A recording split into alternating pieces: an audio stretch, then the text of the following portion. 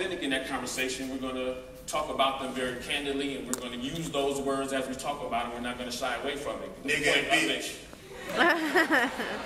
Exactly. So the point of it is to,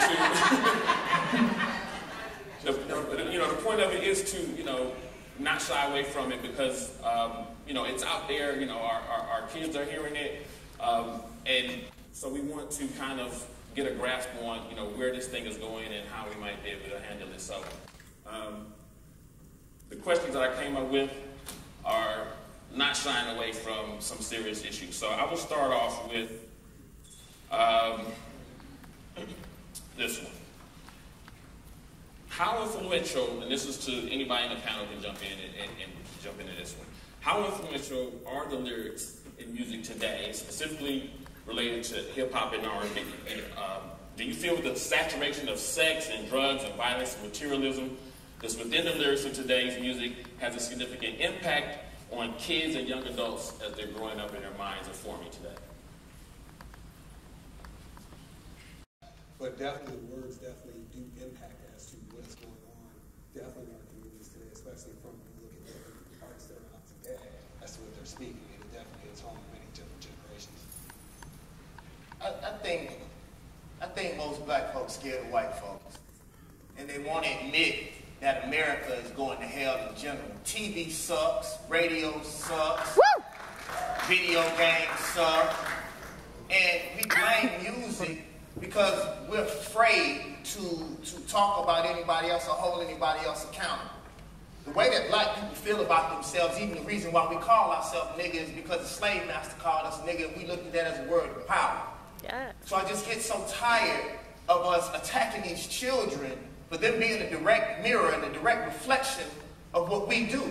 If we're going to talk about how trashy things are, music is the last thing you should worry about. Like, if you don't understand what they're talking about, then you can't visualize it.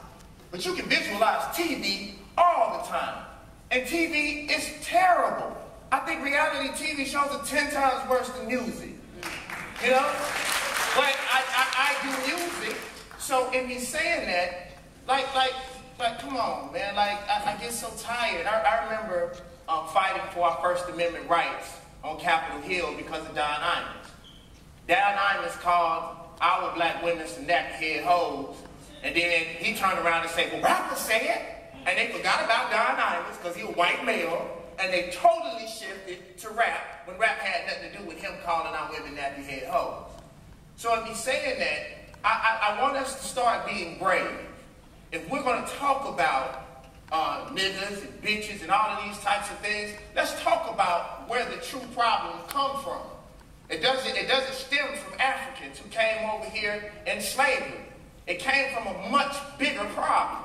So for me, I'm just tired of us always looking at black men and black women and beating on them because they're the closest thing that we can hold accountable.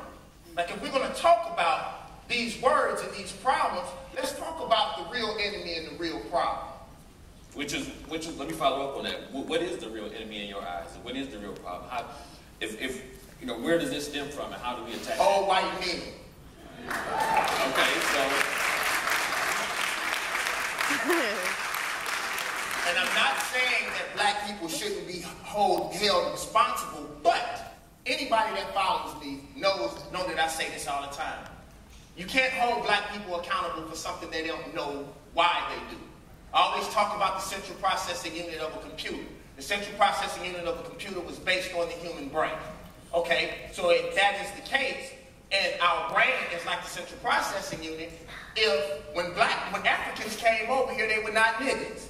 They didn't act like niggas. We didn't have the problems that we had, nor did we even understand these words. So in saying that, they erased your God, they erased your history, they erased your language, then they uploaded something called nigga. So when the computer starts freaking out, do you blame the computer or the computer program? But most of us are cowards, and we're scared to check white folks because we think we're going to lose our contract, like a lot of these cowards who are scared to kneel and not just be quiet, or we're scared that we're going to lose our jobs. And it was funny, y'all. If y'all get an opportunity, please go watch Birth of a Nation. And I will give you even an example in that. You know, they talk about the things that Nate Parker supposedly did, but whatever he did it way before Birth of a Nation, and nobody said anything when he was making hit movies for white folks. But as soon as he makes the story of Nat Turner, then it's this big problem about a case that he was set free by white folks on. So in me saying this, black people don't even know why they hate themselves. To me, and I hope that I don't cut the panel short, the words are not the problem. It's the mindset of the people. If the mindset, you can erase the words and not say the words every day, but if black people hate being black, which most black people do hate being black, I can tell the way we talk to each other, I can tell the way we talk to each other, I can tell you the type of music that we love. We hate people to talk, we love people to talk to us like our slave master does. We treat each other, we beat our children the same way the slave master beat us. We are computers that were programmed, and even the so-called conscious people, nobody has uploaded new information. We put on our suits and our ties, and basically, when white people tell you that they don't want you to do certain things, it's not that they want you to be conscious, it's they want you to just act right, be tamed. Because they are really afraid if you truly understand why you call yourself nigga and bitch, you're going to be mad at them because they know that it stems to them. So in me saying that, it's hard for you to be held accountable for something you don't know. And if you haven't taught these kids personally, that's the reason why I go city to city on my lecture tour, so I can honestly feel like I've been to these cities. And this is my third time here, so most of y'all know what I have to say and what I feel. But I appreciate y'all, and it's time to start teaching something different.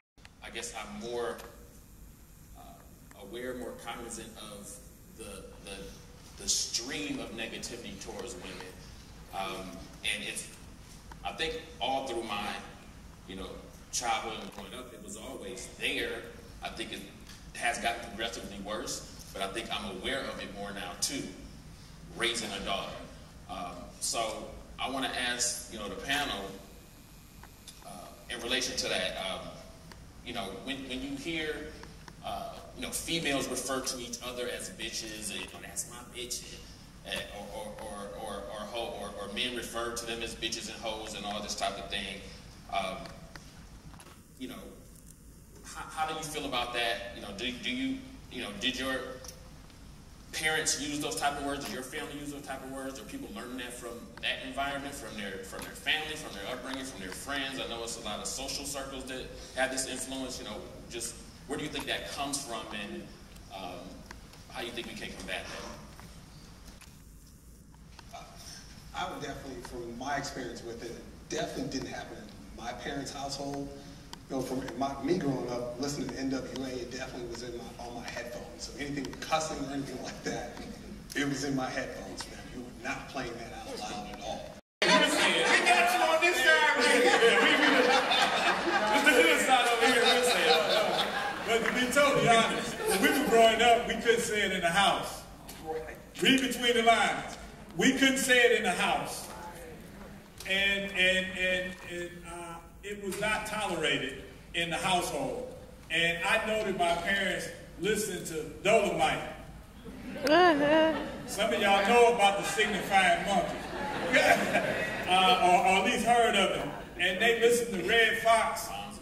And this dude really could go on those records and stuff. But I think what it was is that there was a civil agreement to not call each other that in the house, or to use it in the house.